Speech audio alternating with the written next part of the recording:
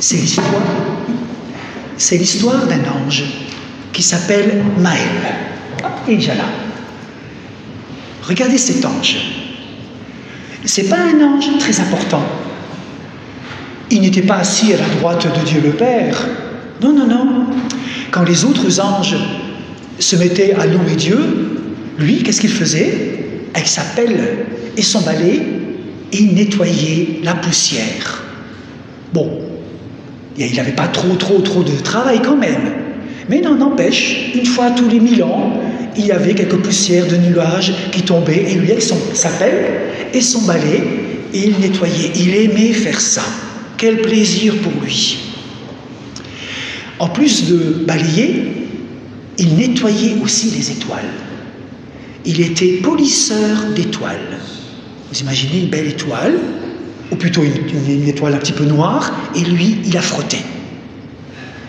Alors, dès il voyait une annonce dans l'agenda du ciel qu'il y avait un poste, hop, il courait. Est-ce qu'il y a une étoile à nettoyer? Alors on dit, oui, il y a une étoile. Alors on lui donnait souvent un immense drap, un immense chiffon. Et le pauvre, ce chiffon était beaucoup trop grand pour lui. Qu'est-ce qu'il faisait? Il laissait tomber ce chiffon par terre et lui tombait dedans comme dans un édredon. Il a eu du mal à nettoyer les étoiles. Et pourtant, un jour, il se présente au bureau d'embauche et quelqu'un lui dit, il y a une étoile à nettoyer. Ah, à 10 millions de kilomètres vers l'ouest, juste un peu en bas, voilà ton étoile à nettoyer. Et au miracle, on lui donne un chiffon à sa taille. Alors vous imaginez Maël, enfin, avec joie, il peut nettoyer cette étoile. Elle était triste. Cette étoile était toute terne. Elle était noire. Et bien sûr, comme l'étoile ne brillait pas, autour d'elle, c'était la nuit. Mais avec son chiffon, le voilà en train de nettoyer. Quel plaisir! Toute la matinée, Maël astique l'étoile. Il travaille toute la soirée à l'heure où les autres polisseurs d'étoiles, eux, ont rangé leur chiffon. Lui, il continue. Et puis, quand il commence à partir, il se tourne un peu en arrière et il retourne et un petit coup avec sa manche, il nettoie encore un petit peu, tellement qu'il veut que cette étoile puisse briller. Tout doucement, l'étoile de Maël se remet peu à peu à briller. Et le coin du ciel, autour de cette étoile, qui était sombre et sinistre, depuis si longtemps, ce lieu s'éclaire d'une belle petite lumière, très gaie. Et Maël est tellement content, il ne voit même pas arriver son ami Gamaliel, aussi un ange, Gamaliel qui vient, et lorsque Gamaliel voit cette étoile, il lui dit, tu devrais participer au concours. Ah bon? Il y a un concours? Il était tellement occupé, Maël, qu'il s'était attardé, il ne savait pas qu'il y avait un concours de l'étoile. Alors, Maël dit, moi, tu vois, mon étoile est petite. Oui, elle est peut-être petite, mais elle brille. Elle brille. Bon, si tu penses qu'elle fait l'affaire, alors j'y vais. Mais cette fois-ci, Maël n'était pas le seul à se présenter au concours. Il y avait des anges, des grands, des petits, des gros, des minces. Tous, ils avaient une étoile. Ils étaient tous devant lui. Lui, c'était le dernier des anges. Ils passent tous devant Dieu. Et à chaque fois, Dieu leur dit, non, ça ne me plaît pas. Cette étoile ne me plaît pas. Ça ne me convient pas. Elle n'est pas assez brillante. C'est pas fait pour cette nuit-là. Non. Et puis, au fur et à mesure, Maël, au fur et à mesure, se retrouve devant Dieu. Et au moment où il présente cette étoile, voilà que dans le ciel, il y a un immense vacarme, une trompette. C'est l'archange Gabriel. Et quand lui, l'archange Gabriel, se présente au concours, c'est fini pour tout le monde, c'est sûr que c'est lui qui va gagner. L'archange Gabriel, c'est le chef, un des chefs des anges, et c'est vrai, un des chefs des anges, et quand lui vient, bon, voilà, c'est le grand chef. En fin de compte, Dieu dit à l'archange Gabriel, pousse-toi. Viens, Maël. Dieu invite Maël à venir avec son étoile. Et Dieu lui dit, cette étoile me convient. Voilà exactement l'étoile qu'il me faut. Dieu dit à Maël, viens avec moi. Alors, c'est sûr que les distances, ils font quelques millions de kilomètres, ils traversent devant tout le monde, et ils se retrouvent seuls, Dieu et Maël, tous les deux, et l'étoile. Dieu dit à Maël, je vais te confier une mission. Je te lance un défi. Tu vas descendre tout en bas, sur la planète Terre, et tu y chercheras un enfant qui vient juste de naître.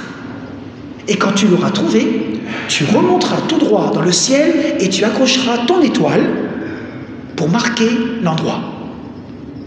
Tu me suis? Tu suis l'étoile? Mais Maël dit, mais en fin de compte, sur cette planète bleue là, en bas, la Terre là, il y a beaucoup d'enfants qui naissent tous les jours. Comment je vais faire? Dieu dit, eh bien, tu trouveras dans une étable ce bébé couché dans de la paille d'une crèche. Il y aura avec lui sa maman, son père. Il y aura un âne, un bœuf et des bergers. Souviens-toi, tout cela doit être réuni, sinon c'est pas le bon endroit. Compris? Et tu n'oublieras pas alors d'accrocher ton étoile dans le ciel, juste au-dessus de cette étable. C'est bon? C'est ok? T'as bien enregistré? Alors Maël descend et il arrive sur la planète Terre. Vous la connaissez encore? Je ne sais pas comment elle est, mais elle tient encore debout, cette planète. Alors il commence par, il arrive aux États-Unis, personne, il va en France, en Allemagne, en Hongrie, après la Roumanie, et personne, il ne trouve personne. Il continue vers la Chine, il redescend en Australie, l'Asie, et puis l'Afrique.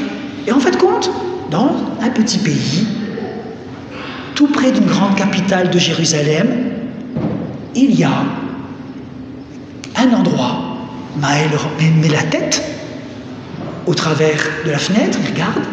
Effectivement, il voit un enfant couché dans de la paille d'une crèche. Sa maman assise près de lui, le papa debout derrière eux, l'âne et le bœuf pas loin, et plusieurs bergers avec des moutons. Et ils ont l'air tous réjouis, comme nous ce soir. Et tout heureux, Maël file vers le ciel avec son étoile et il accroche solidement au coin d'une constellation, juste au-dessus du village et de l'étable. Et Maël est tout content, lui qui a si bien astiqué son étoile, lui qui a poli cette étoile, enfin elle peut servir à quelque chose. Alors il retourne vers Dieu pour lui rendre compte de sa mission. Tu es sûr que c'est le bon endroit? Oui, oui, tout à fait sûr, j'ai trouvé exactement comme tu me l'avais dit. Mais j'aimerais tout de même savoir une chose. À toi, Dieu, qui est donc cet enfant dans l'étable avec son étoile spéciale? Qui est cet enfant? Chut. C'est encore un secret. Mais un jour, l'univers entier le saura. C'est mon fils. Ses parents l'appelleront Jésus. Il sera le prince de la paix. Jésus, qui signifie le sauveur. Mais ça, c'est pour plus tard. Et toi, puisque tu as été si brave, Maël, je te charge de redescendre sur terre et de veiller sur cet enfant jusqu'à ce qu'il soit grand. D'accord, dit Maël. Jamais encore il n'avait été chargé d'une mission aussi importante. Il va prendre soin de Jésus. Et cette mission, s'arrêtera le jour où, au bord du Jourdain, devant Jean-Baptiste, son cousin, avec une grande foule autour de lui, au bord du Jourdain, Dieu lui-même dira d'une voix forte, « Celui-ci est mon fils bien-aimé. Écoutez-le. » Et de retour parmi les anges, Maël sera, à partir de là, l'un des plus considérés et celui qui sera le plus écouté.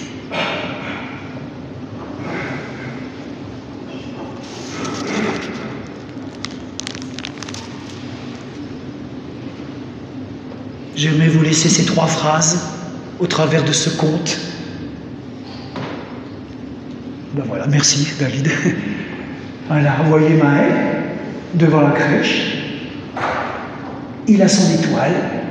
Il voit Marie, Joseph. Et puis la suivante. Vas-y. Voilà. Et il s'en va. Il a posé l'étoile sur les tables ou un peu plus en hauteur. Voilà. Et Maël s'en va avec un petit cœur pour annoncer cette bonne nouvelle. Au travers de ce conte, j'aimerais vous laisser 3 phrases. Ce conte m'a parlé avec ces 3 phrases.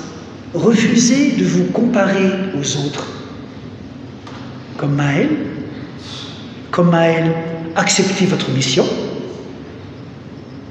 Allez-y, acceptez-la.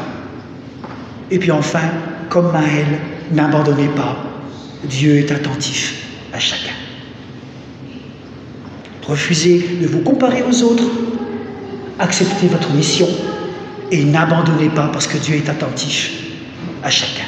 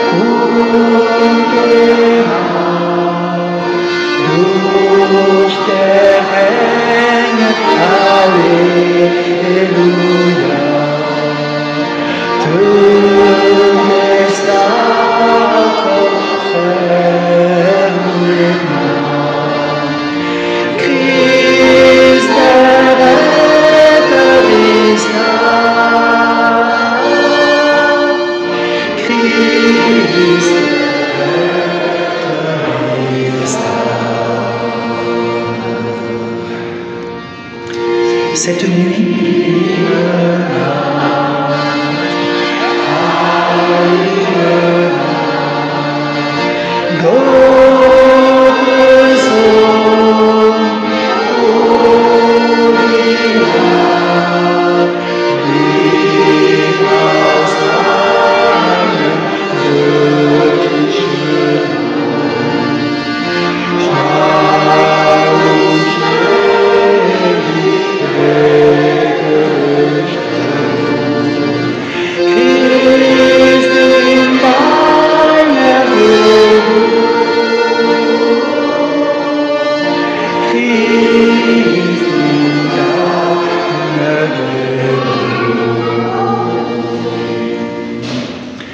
cette nuit, dans la ville, David vous est né un sauveur. C'est le Christ le Seigneur. Que ce soit ce soir ou dans les prochains jours, dans la joie comme dans la tristesse, que la confiance demeure en vous, parce que vous êtes aimés par Dieu le Père, parce que vous êtes accompagné par Jésus, le Fils, et parce que vous êtes soutenu par l'Esprit Saint qui est en vous.